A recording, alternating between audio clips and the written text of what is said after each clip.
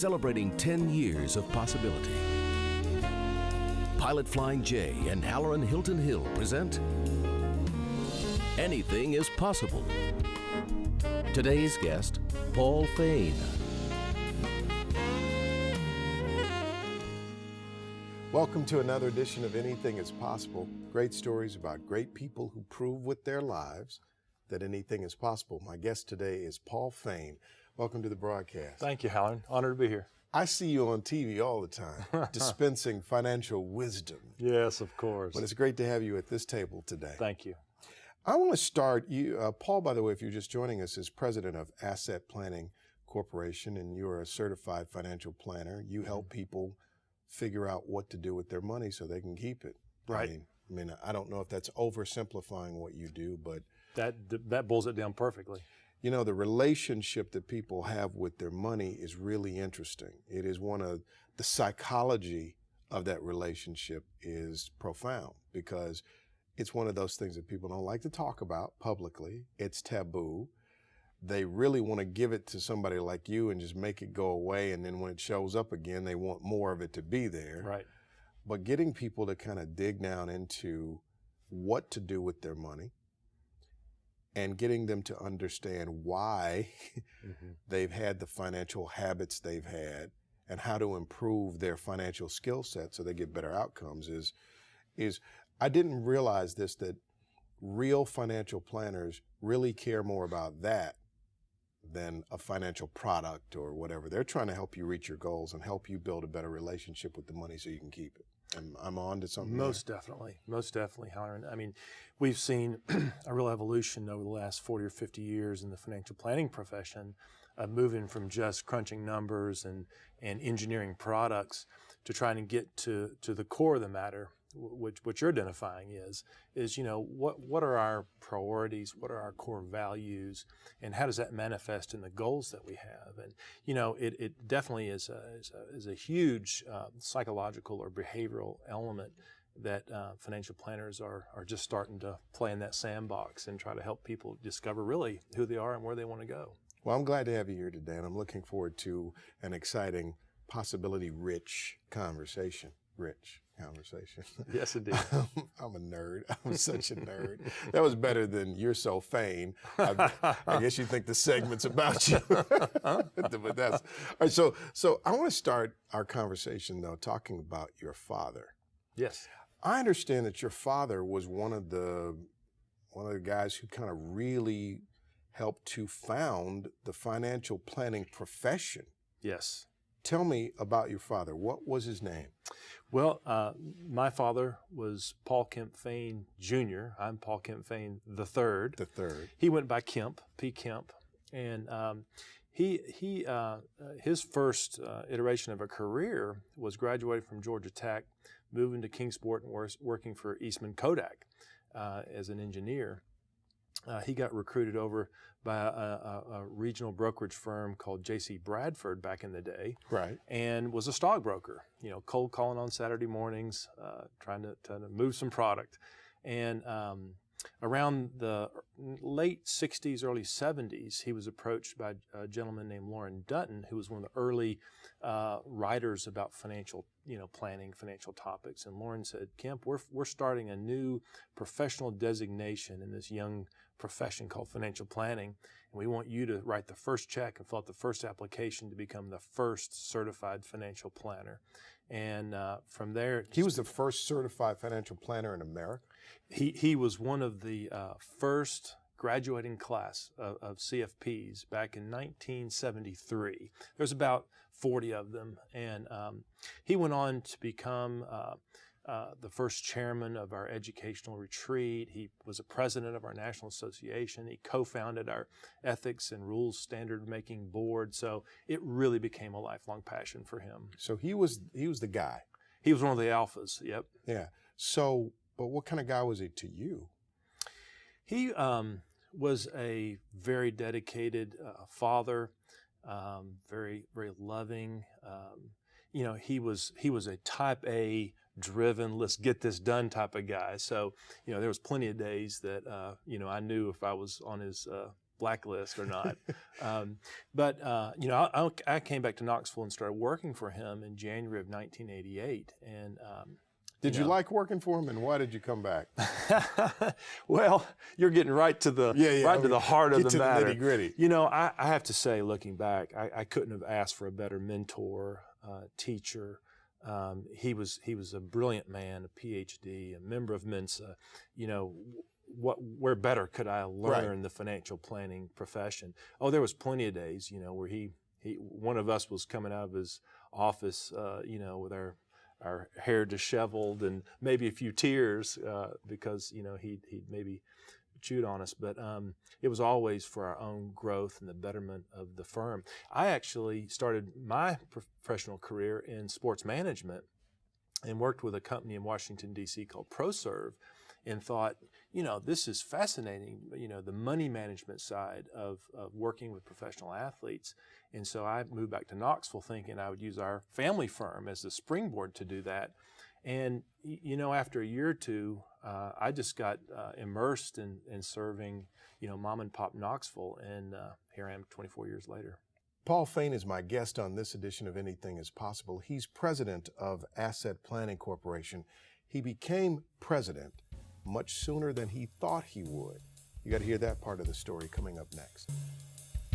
Possibility powered by Pilot Flying J, Covenant Health, Home Federal, and the Knoxville News Sentinel. Coming up. Well, a lot of people are now operating from a basis of fear, anxiety, concern. So they're looking more at limitations than possibilities. Welcome back to Anything is Possible. My guest today is Paul Fain. So we were talking about your dad. He's a tough guy, tough coach, tough mentor. One of the things that I've come to understand is you don't waste pushing someone that is not worth the push. Well, for certain. He was always a visionary leader. It's interesting. Sometimes when I was starting off as a paraplanner and then a junior planner and starting to grow in the business, me and the other staff members would come out of his office and he'd have completely changed something that he changed a month ago. He was always innovating, and sometimes we didn't understand that he was always creating and innovating. And so the way he pushed us had us always evolving and improving our services and the standards of excellence. So, but here's the tough thing. When you have a tough dad, and I had a tough mom, when you're in the midst of their pruning process, nobody likes to be pruned. Nobody likes to be pushed. But then later on, when they're not there, the lights start to go off. And the tragic part of your story is that just as he's pushing you, he stops pushing. Right. He stops pushing because he passes away. And I think my note said he was in his 50s. Right. Yes. Unfortunately, after only my fourth year of changing careers and joining Asset Planning Corporation and being under the mentorship of my father, it was a fateful day in 1992 when he came in the office. I said, I just got a call from my doctor and I've got cancer. So it was a valiant 2-year fight with the cancer, but it was all consuming of his time and energy and resources. And then in 94, he was sadly gone at the age of 54. So very young. Let me ask you this. You were 32 then when you take over as president of the company, and you're a young guy.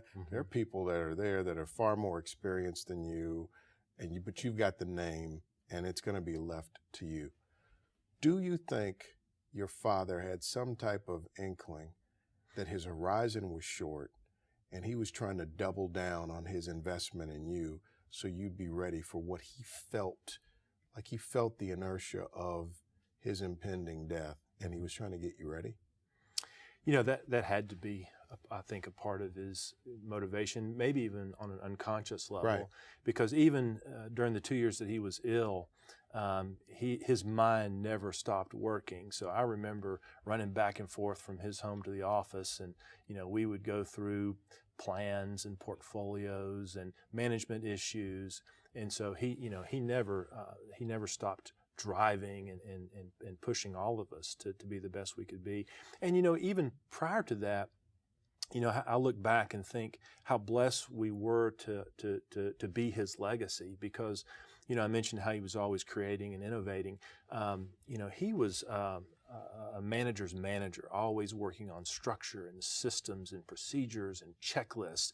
So, I didn't have to build a car. I just had to know how to drive it. You had to step into it. Right.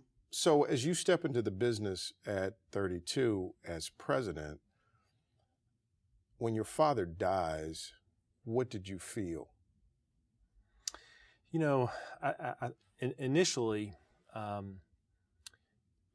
the first wave of shock, the first forceful punch came at his diagnosis in '92.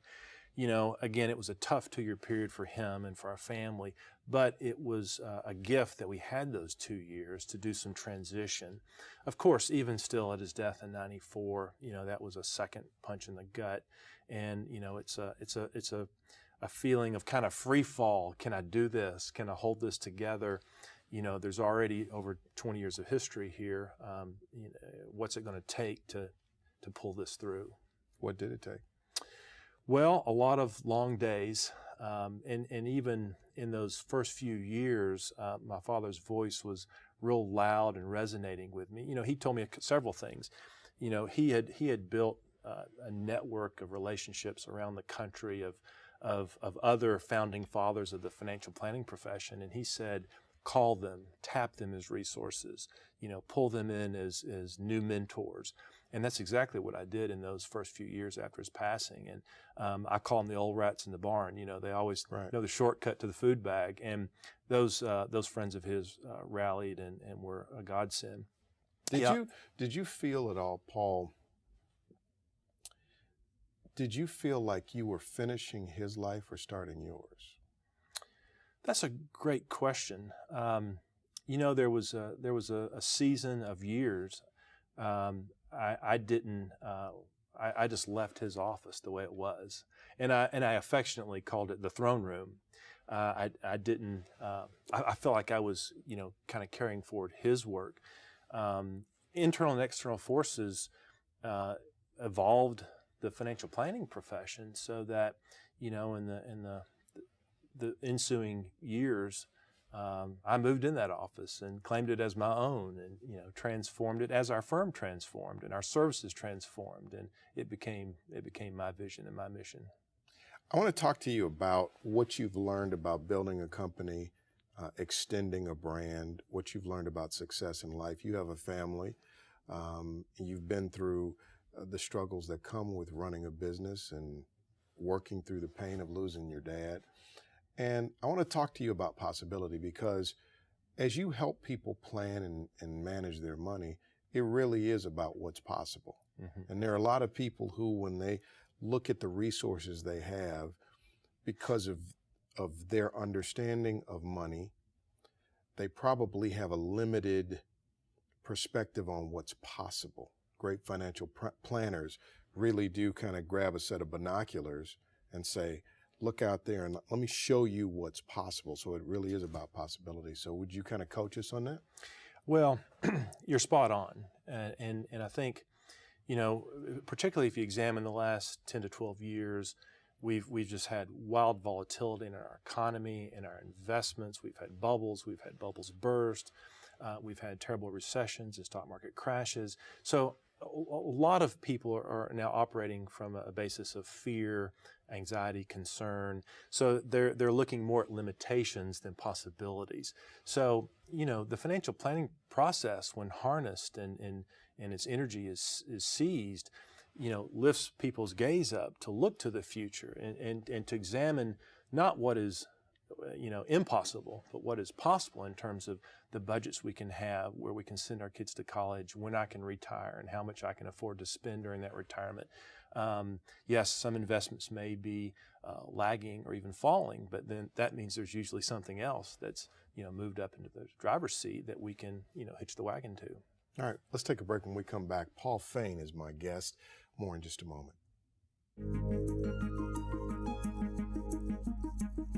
Coming up, A mentor of mine, Dick Wagner, said it really can be boiled down to these three truisms: save more, spend less, and don't do anything stupid.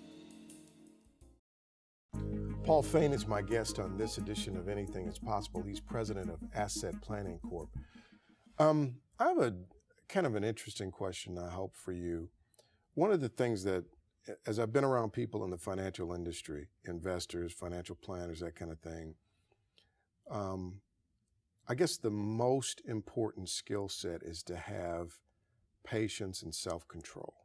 That you really do need a lot of emotional stability. You can't, the market is too volatile and irrational at times. It acts like a hormone raging teenager at times. And I've often tried to figure out how people get that. How do you get patience and self-control?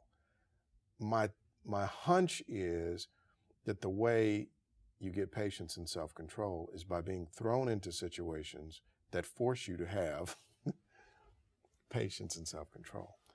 Do you think your father intentionally tried to rattle you so as to strengthen your ability to control your emotions and think through a situation logically and get to the right answer, not the emotional answer?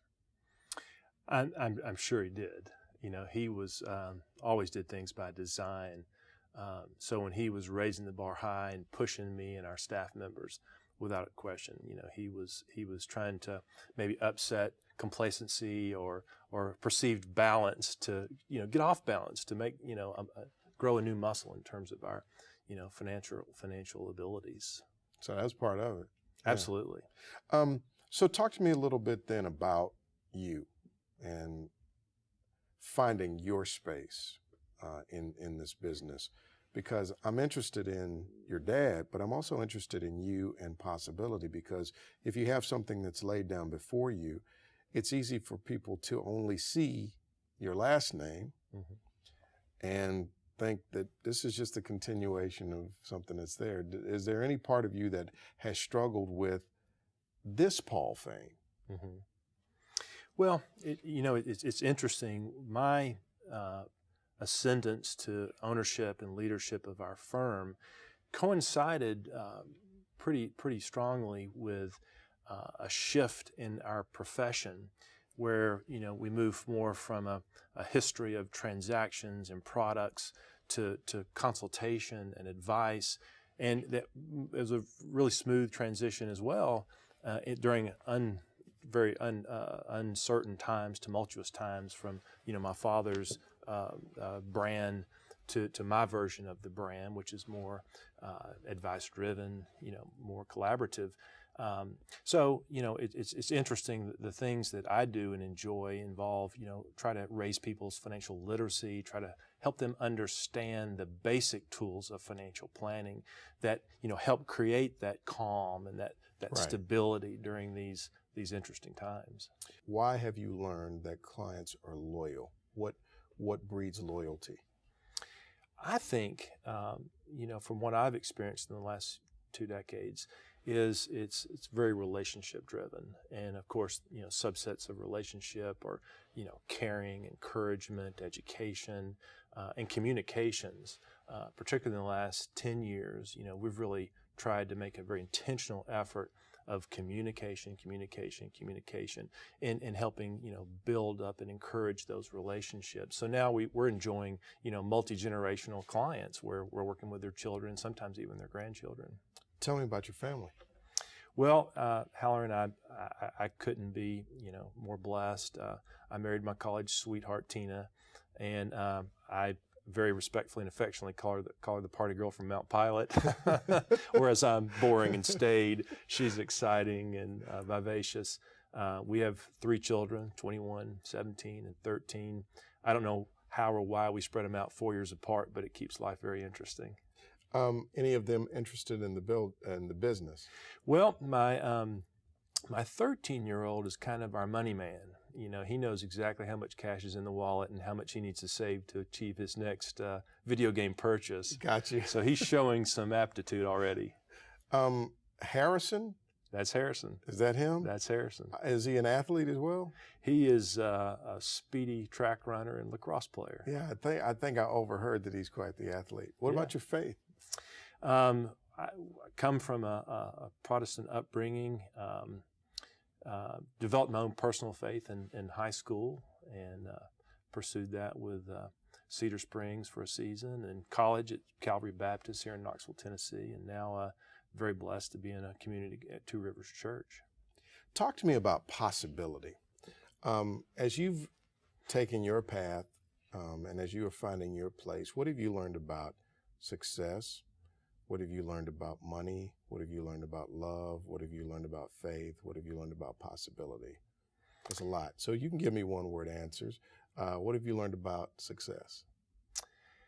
In several words, a willingness to be vulnerable and to reach out to others and say, teach me, help me, learn.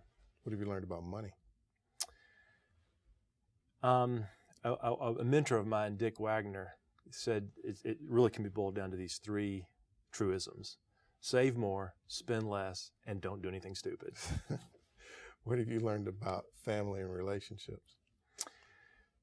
Perseverance, because there's going to be storms in life, and we can never stop loving deeply, forgiving often, and listening. What have you learned about faith? Before I discipline my children, I usually preface it by saying, I'm the biggest sinner I know, before I give you a dose of discipline. So we all mess up. I just go forth by the grace of God. What have you learned about possibility? Every day, as that sun rises, I'm just thankful for an opportunity to love and be loved, and to take that out into the world and share that with other people. I'm in a service business. I'm thankful that I'm in a service business, and it just seems like every day we have an opportunity to create, to change, to transform. I think Paul Fain is probably looking up somewhere and he's going, that's my boy. I hope so. Thanks for coming by. My pleasure. We'll see you next time on Anything is Possible.